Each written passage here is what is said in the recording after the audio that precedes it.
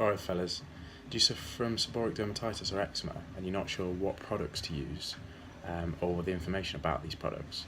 Well, what I want to talk about in this video is what you need to take away and what you need to bear in mind when thinking about products before using them. So for starters, I'll just like to say, ideally you don't want to be using anything on your skin. You ultimately want to have your body in a healthy place where your skin's good, it's healthy, it's healed, and you're not putting external products on. The main thing I recommend in terms of creams is stay away from steroid creams, because they become a very vicious cycle. They're very acidic when you want to be keeping an alkaline environment. So they delay the inflammation because they delay the signal between the skin and the brain. So you'll get some temporary relief off a steroid cream, but it won't solve the problem long run. It'll just you'll just be treating the symptoms, and then the underlying issue won't have been resolved. So you always want to be looking at tackling the root cause of the problem. So is your diet right? Are you living that healthy lifestyle? I've got other videos about the diet and things, how to eat to get rid of seborrheic dermatitis. And yeah, really it's a case of hitting those before you start worrying about little quick fix solutions. But that being said, if you are going to put things on the skin, if you are in serious pain and discomfort, something like coconut oil is alkaline, and putting that on the skin, it's generally you don't want to be putting fragranced chemicals on your skin.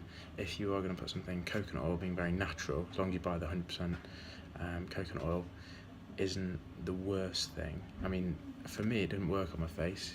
You will have to kind of do some trial and error with products. The typical products people try, things like aloe vera.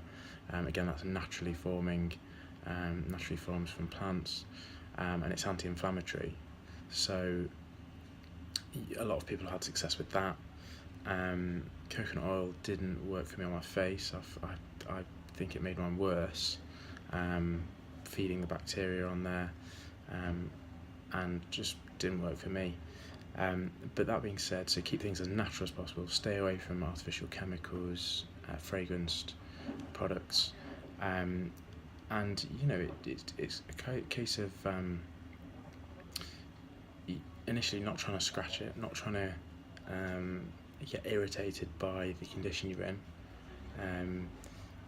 But we want an alkaline environment, and most of the drugs that people take for the condition, they're actually acid forming. So we want to kind of stay away from that, and really just focus back onto being more natural. So yeah, I mean, so that's what you want to do.